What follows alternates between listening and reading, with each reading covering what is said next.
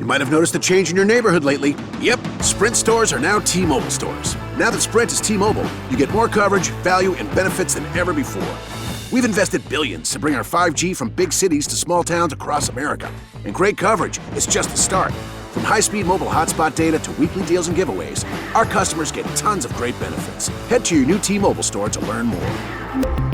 Qualifying service and capable device required. Coverage not available in some areas. Some uses may require certain plan or features. See T-Mobile.com. Been in an accident and have more questions than answers? The Advocates will guide you through the process and support you every step of the way. The Advocates will stand by your side and fight for the settlement you deserve. Call today and pass your stress to the Advocates. You didn't deserve to be in an accident, but you do deserve an advocate. Available 24/7 online at montanaadvocates.com.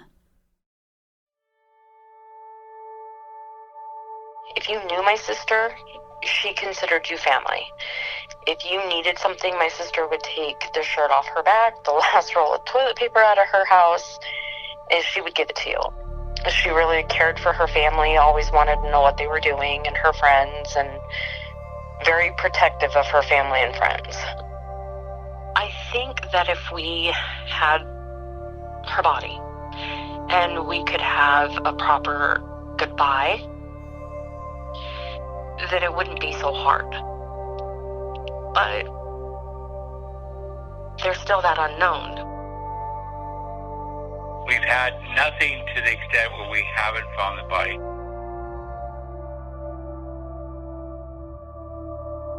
It's a murder case that within the justice system is considered closed. Yet after close to a decade, it still hangs heavy over the family of one northwestern Montana woman and one eastern Montana law enforcement official. The woman's murderer arrested and convicted, her body never found. And it has many still asking this question today: just where is Nicole Waller?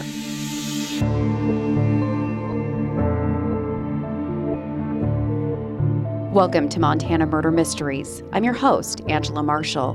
This Montana Murder Mystery podcast is unlike any case we've covered during the 5 seasons of our podcast. It came to light on February 14th, 2013, Valentine's Day. But Nicole Waller's story is not one that includes her receiving a bouquet of red roses and a box of chocolates from her boyfriend, Cody Johnston. Not even a card, for that matter. During this time, there were no romantic gestures shared between the couple. The holiday of love was the last time Nicole's loved ones heard from her.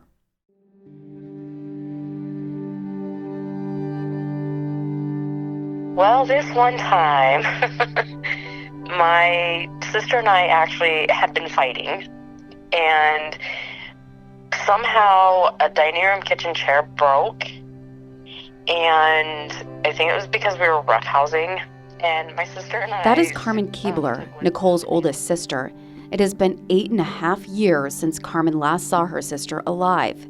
But in a recent conversation with Montana Murder Mysteries, it became apparent that she still holds on to the fond memories of growing up with Nicole, Nikki, as she was known. And my sister and I took wood glue and nails and tried to fix it before our dad came home for lunch. And we didn't say a word to my dad. We were eating our lunch, and my dad sat down in the chair, and it broke. And my sister and I booked it. Of course, we were giggling the whole time. And we hid. And my dad was like, "Girls, get out here." And we were laughing so hard that we couldn't, we were like, it was us. We did it. We're so sorry. Nicole Waller was born as Nicole Yvonne Willis on May 22, 1981, in Montana's beautiful Flathead Valley. It sits in the northwest corner of the state, surrounding the largest natural freshwater lake west of the Mississippi, Flathead Lake, and the area butts up to the crown jewel of the continent, Glacier National Park. According to Keebler, when she and her sister were still young, their family made the decision to move from the Kalispell area to Alaska. We used to have water balloon fights in the house, because when we were little, we lived in Kodiak, Alaska, and we had an apartment. We didn't have a house per se, so we lived in this apartment, and when my dad would come home from working 12, 18-hour days, it'd be late, dark, and we would have these huge bar fights in our house. My mom used to get so mad at us because the kitchen would be soaked. But, I mean, we cleaned it up. I mean, we were like, we did it. We will help you clean it up, because my dad got involved in it. She goes on to describe Nicole as someone who is fun-loving, family-oriented, athletic, and very sociable. A social butterfly is really how Carmen put it. If you knew my sister, she considered you family. If you needed something, my sister would take the shirt off her back, the last roll of toilet paper out of her house, and she would give it to you. If she had a hangnail, everybody knew about it. She was a very social person. She's always been like that, even when we were kids. She knew quite a few people. In the late 1990s, Carmen, Nicole, and their parents moved back to Kalispell. Soon after, their parents got a divorce. And it was also around this time that one of the many people Nicole came to know was a boy by the name of Cody Johnston. He explained to us that how he had developed this relationship with Nicole during his senior year in high school, which I would believe would have been like 1996 and 97. I spoke with Richland County Undersheriff Robert Burnison. At the time of Nicole's disappearance in 2013, he was the assistant police chief for the Sidney Police Department and handled extensively this missing persons investigation. In 2015, he went on to become the undersheriff for the county where Sidney sits, Richland County, and has never stopped looking for Nicole. He tells me Nicole met Cody during her senior year at Flathead High School.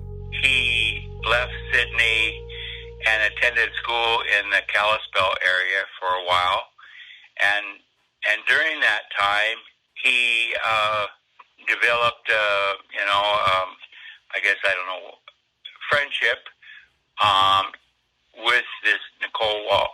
And that during that time, he had got to know her quite well. According to the undersheriff, Cody didn't graduate high school in Kalispell. He returned to his hometown and graduated from Sidney High School. And as it does, life went on for both Nicole and Cody. He went off to get a degree in auto mechanics and became a diesel mechanic. Actually had gotten married, had a couple kids, and gotten divorced. And I guess it sounded like that she had maybe did similar things, went on with her life, and started a family also. The man she went on to marry and start a family with? Jason Waller. The Flathead Beacon reports Nicole met Jason in 2002. The couple married and eventually had 3 children. Nicole went on to work as a certified nursing assistant and then as a cashier. But her road to life took a major turn in 2008. The Charlie Project reports that's when doctors diagnosed her with idiopathic intracranial hypertension after discovering she had a pseudotumor. Nicole had to have surgery to insert a shunt in her brain, which essentially helps to drain internal blockages. And these health complications meant she had to see a doctor for treatment and medication regularly. And they also meant she was unable to work, so she spent most of her time taking care of her 3 children. It didn't make life easy for Nicole and Jason. The couple filed for divorce in 2011. Despite separating, Carmen says, they managed to remain friends, and they were actually quite close. They had a pretty good relationship, even after they had called it quits and they were in the process of separating and divorcing, they were still really good friends. And, Jason would come over and help her fix whatever needed fixing. And if she wasn't feeling well, he would still come get her kids, their kids, and take them to and from school. So they were still on really good terms. By the end of that year, the social networking site Facebook gave Nicole and Cody the chance to reconnect, more than a decade after they first met in high school. They had started communicating back and forth, and to the point where he started going up to visit her in the Kalispell area. And the relationship developed to a point where he states that he actually is helping her, actually buys a home for her in the Kalispell area, and that he would go up there off and on to visit. And then there was a time where she started coming down to see him, and he had his own home in Fairview. Montana is a vast state. Kalispell, Montana, where Nicole is from, sits in the upper northwestern corner of the state. Fairview, Montana, where Cody was living, on the very northeastern edge of the state. It's located right on the Montana-North Dakota border. In fact, half of the town is in Montana, the other half in North Dakota. It's about 12 miles from the tiny town of Sidney, where Under Sheriff Burnison is stationed, and where Cody worked. It's well more than 500 miles, or more than a 9-hour drive from Kalispell. You know, when it first started out, it was really good. And I was like, okay, this is it. He is coming in like basically a knight in shining armor, and she's going to get her happily ever after. So happy, Nicole was contemplating about uprooting her life in the Flathead Valley, moving out of the home she and Cody owned together, moving to Fairview, and moving in with Cody. And obviously that didn't happen. According to Carmen, in January of 2013, so about a month before Nicole's disappearance, she and Cody began fighting a lot. Carmen says Nicole confronted Cody about seeing another woman while she was visiting him one weekend in Fairview. Because I think at the time, he was still seeing Amber Fleming. There was that, I want to have my cake and have my ice cream too, but I don't want to let go either one of them. And things just, I think, became volatile. One thing that I found out by doing this is that Nicole loved to text on her phone. She, some of her friends and even her family called her the texting queen because she just was on it constantly. And so during the 13th, in a way, they start having texts and back and forth. And, of course, they continue on during the night, and he hires actually a locksmith up in Kalispell area to put locks on the door. At about 6:30 on the 14th, I believe there's a text to him about what's going on putting locks on the door. She starts finding out about this, and you know, this goes on, and they're quite upset about it. My sister didn't put up with that crap. If you wronged her, she was going to confront you. And she could very well push buttons, and I'm thinking whatever happened, my sister and Cody got into an argument because she confronted him that last time, and we never heard from her again. And that was the morning of February 14th, 2013, the last time anyone would ever hear from Nicole Waller again. I remember I got a phone call from her caregiver/friend, Mark, asking me if I had heard from Nikki. And I said, well, I heard from her the day before she was supposed to come home. Well, she never came home. I'm like, excuse me, what do you mean she never came home? We haven't heard from her. She's gone silent. After Nicole's brain surgery, she was appointed an aide from the state, a family friend, and someone who would make sure she made it to all of her doctor's appointments and took her prescribed medication, and someone who helped her with household chores. When Nicole never showed up for a scheduled medical appointment the day after Valentine's Day, February 15th, 2013, an appointment she could not have missed because she needed to be there in person to refill her prescription for methadone, he filed a missing persons report with the Flathead County Sheriff's Office. I remember calling my mom and saying, where are you? Because my mom was getting off work at Walmart at the time. And my mom said, well, I'm sitting at the train track, almost home. I said, I need you to come to the house. And she's like, well, what's going on? And I just lost it. I had to tell my mom that her daughter was missing. And my mom and stepdad came over, and while we were waiting for the sheriff to come, my mom and I sat down and we called every hospital that we could think of between here and North Dakota. We called so many people, jails, looking for her.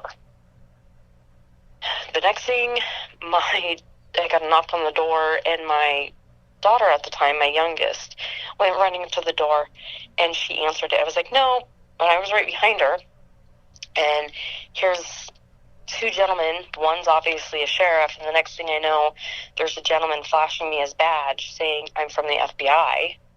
Multiple agencies, the Flathead County Sheriff's Office, the Sidney Police Department, the Richland County Sheriff's Office, the Roosevelt County Sheriff's Office, all teamed up in their search for Nicole. And yes, the Montana Department of Criminal Investigations and the FBI soon got involved too. That's because Nicole's vehicle was found abandoned on federal land on the Fort Peck Indian Reservation. A Montana Highway Patrol trooper spotted her maroon 1999 Ford Expedition along Highway 2, about 2 miles from the town of Poplar, and that's about 70 miles northwest of Fairview. But there was no sign of Nicole. Her vehicle was found locked, yet her keys were still in the ignition. Her clothing, other personal belongings, and her children's 2 pet guinea pigs were left inside the SUV. And this news from the FBI agent came as a complete shock to Carmen. I was like, that's not my sister to leave an animal in the vehicle. Something's really wrong. I think it was the next day I called Cody and said, my sister didn't make it home. Do you know where she's at?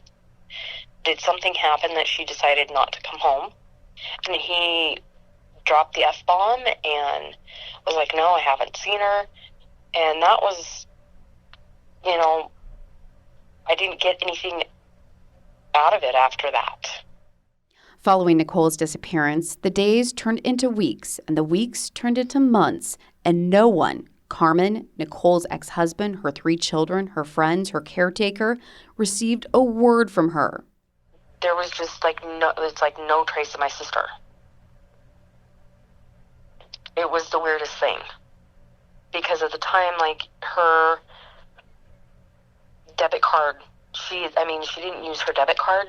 She hadn't used her Western Union card. There was no cell phone stuff from her at all. She went 100% silent. And that was not my sister. She wouldn't have left her kids. No sign of her ever turned up. She was on assistance, had food stamps, and when we say, I said food stamp, but actually they get a card, or, the state of Montana issues them a card. They get so much in their card per month. She was known to spend that before the month was over, and that, so something out of character was that since the time she went missing, her fund had built up to quite a large amount because nobody had been using it. She also, even though she may have, she tried to make contact with her kids, and there wasn't any making contact with her. A social butterfly who seemingly disappeared? It wasn't adding up for Carmen and Under Sheriff Burnison, and other members of law enforcement for that matter. And in November of that year, the Montana Department of Criminal Investigations and the FBI announced they believed Nicole was murdered.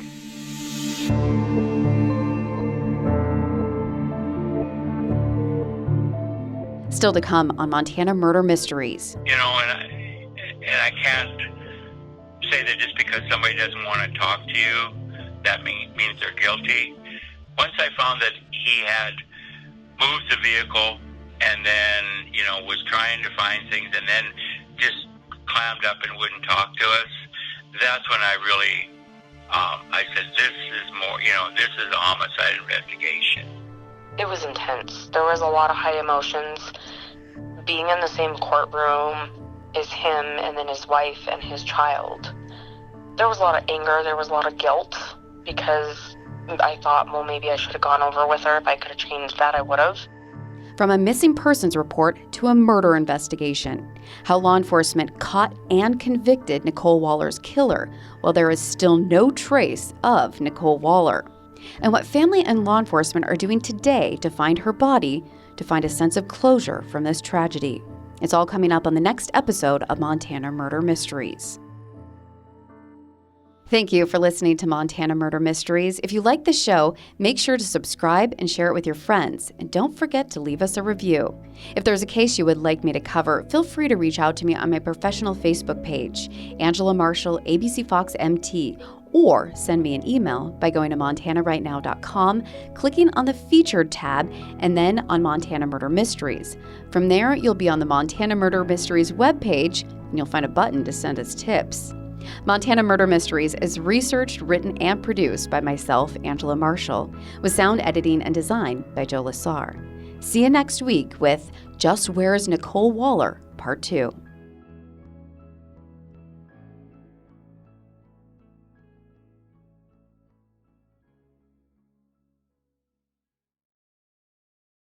This Halloween, No, that's impossible! don't get caught Did you check the basement? Or the bedroom? without the perfect thing They're both out! to treat every taste. Well, that's it. We're out of Fanta. This Halloween, don't live with the horror of being without Fanta. Get yours today.